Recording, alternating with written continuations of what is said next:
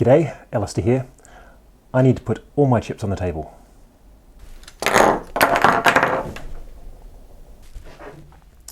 So these are all Intel E5-2670 V2s. So I have 4 of them here, plus I have another one in a machine that's currently running. Now I bought all of these from a computer recycler for I think $10 each, $5 each, something like that. They were cheap. I'm thinking I'd probably get 1 or 2 of them to work, and all 5 worked just fine. CPUs tend to be one of the most reliable parts in a computer. That's one of the reasons, buying them secondhand is not too much of an issue. But yeah, so I have 4 of them here. So I put one into a machine that I replaced a 2670 V1 with. It's the media PC. So gone from 8 cores to 10 cores. And yeah, so yeah, these are all 10 core CPUs.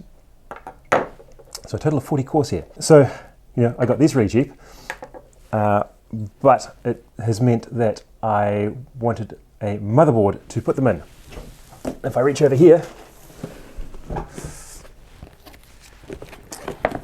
I have this box, and the more astute of you might notice it says X99 on it, which we really want the equivalent of an X79 chipset to be able to support these CPUs. So when I unwrapped this, I was a little bit concerned.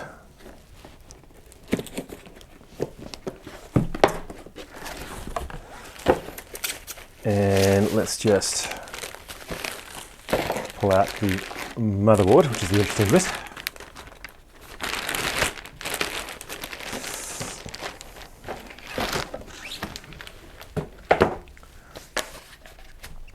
But fortunately, somewhere here, it does indeed say X79D8. And we have support for 2 CPUs and 8 DDR3 memory slots. Let's bring the camera a little bit closer up and have a look at these, and we'll throw some CPUs in there. So each of these CPUs has a couple of levers on it, which need to be opened in order. And so 1 and then 2, and you'll see there's a little hook on the end here, which prevents this one opening.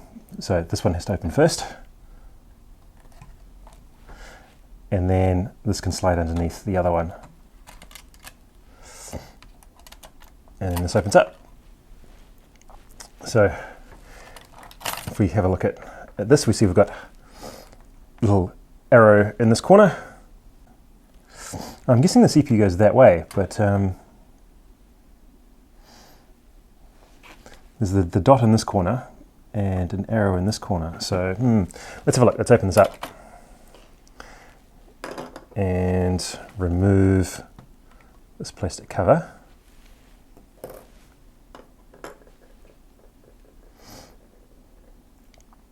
Oh yeah, so there's a triangle here. So we've got the triangles matching. So that goes in there like that. And then we just reverse the process.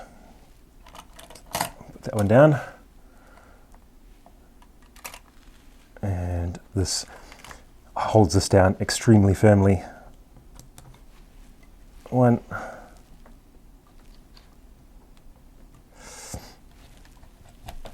And 2. And then we just repeat it for the other CPU. Okay, so a little bit of handheld action. And we need to remove this one first. So open that one up, and that allows us to release this one. It opens all the way up. And again, here's our little triangle on the corner. So that's where we want to match up. Okay, let's be paranoid about bending any of these tiny pins. There are 2011 of those tiny little pins. Pick one. We need that one. Just double check underneath there. It all looks good. So our triangle is in the corner. I'm going to match up those triangles, the one on the CPU with the one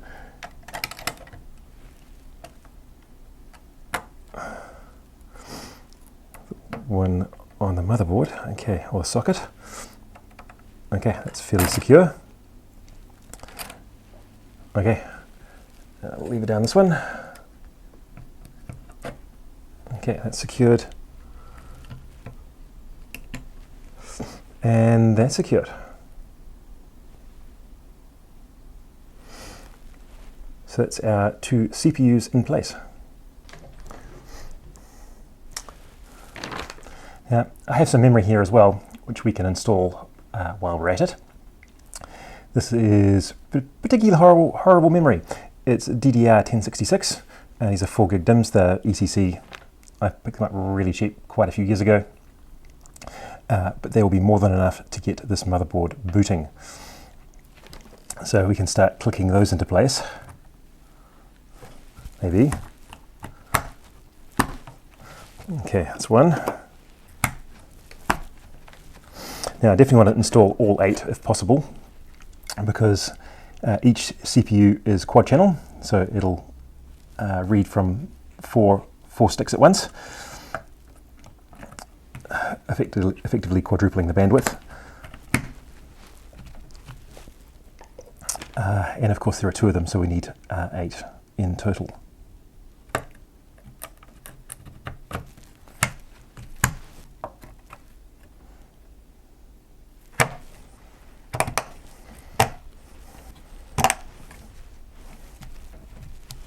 Okay, they seem to be fairly securely installed. Looking around the motherboard, I only see one CPU fan header. There's one fan header here, and there's one 4-pin fan header here, so there's only the 2 in total, which is a bit annoying. I might have to run a splitter off this one. I'll have to make sure I've got something appropriate to be able to do that. And I'll be able to put an NVMe SSD in here as well. There's two locations. Usually you install the one closest to the CPUs, or CPU in most cases. That's generally running at full speed. This one might be shared. The other thing I need to do is put a battery in here. It's not an exciting motherboard. We've got our audio. So just stereo sound, so microphone, line, and speakers. Some USB 2, some USB 3. Oh, sorry, these are Ethernet on the end. So 2 gigabit networking sockets. USB 3, USB 2, and PS2 connectors, which is going back a bit. I do have some PS2 keyboards, at least one anyway, that we could potentially plug in if I was being so masochistic. A diagnostic LED, which is quite good. That often only occurs on high-end motherboards these days, which is a bizarre feature because it's not exactly a large additional expense to throw one on.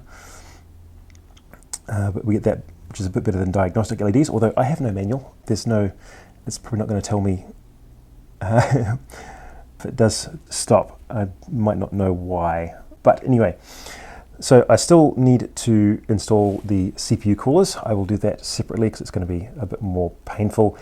I need to work out which way to make them blow as well. From reading online, usually I might just have them both blowing out to the back of the computer, which means this CPU is going to be blowing into this one, which might affect temperatures for this one slightly. And of course there's the regular motherboard power plus the 2 8-pin supplemental power, which I had to get an extra EPS connector for the power supply that we're going to be using. So that's, yeah. So I might just grab a battery, and that would be kind of everything initially set up anyway. So here's a little button battery, Panasonic. So it's a CR2032, which is what motherboards take. Now, a lot of these Chinese boards don't ship with them anymore because of shipping, and these are lithium batteries.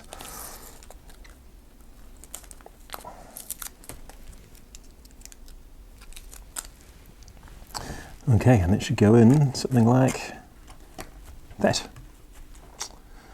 Okay, and we're done for now. I'll install the coolers off camera, and then we might power the motherboard up before we put it into a case, just to make sure everything is working correctly. So here we have the motherboard fully assembled. Got the two coolers. Ended up taking these on and off a few times because the computer was not posting, which is a bit annoying. And of course it was, giving a number 67, which I have no reference to. It's JGINYUE branded motherboard, no manual or anything useful like that. But having the numbers does help, because when the number's different, something's changed. So yeah, so that's pretty good. But it turned out, I think it was a bad memory module. These I've had lying around for years. They are horrible 1066 speed DIMMs. I will replace them with 1333s when I can get to the computer recycler next. And there'll be 8 gig DIMMs as well, so it'll be 64 gig in total. But currently there is 32. So we might as well power it on. I've got a mighty GTX 660 for testing.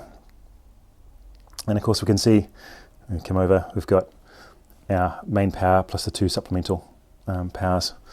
And that's in, I think that one's a new cable I bought from AliExpress because the power supply I have only had the one EPS connector. In fact, here it is over here. It's a Corsair RM750, which I bought secondhand. So what you can do is you can typically use a screwdriver and jump some pins, but I have a switch installed. So we can in fact power it on with the press of a button.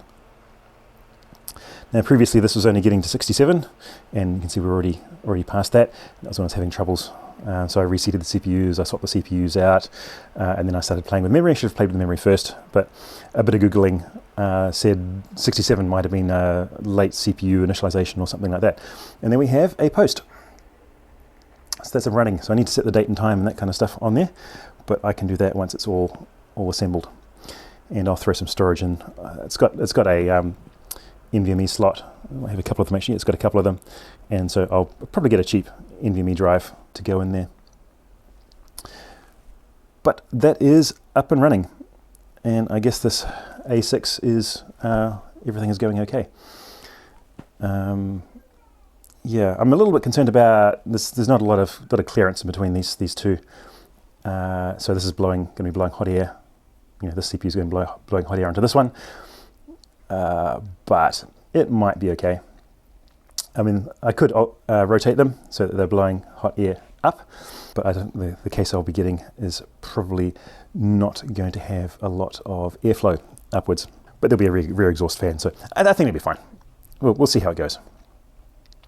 I think these are the 2670 V2s are 115 watt TDP, so that's not too horrendous, as opposed to some of the others have got 145 watts or something. So we shall see how it goes, and it's up and running now, and basically I'm just going to put it away until I get a case. So we'll probably do a separate video on getting it up and running. Thanks for watching.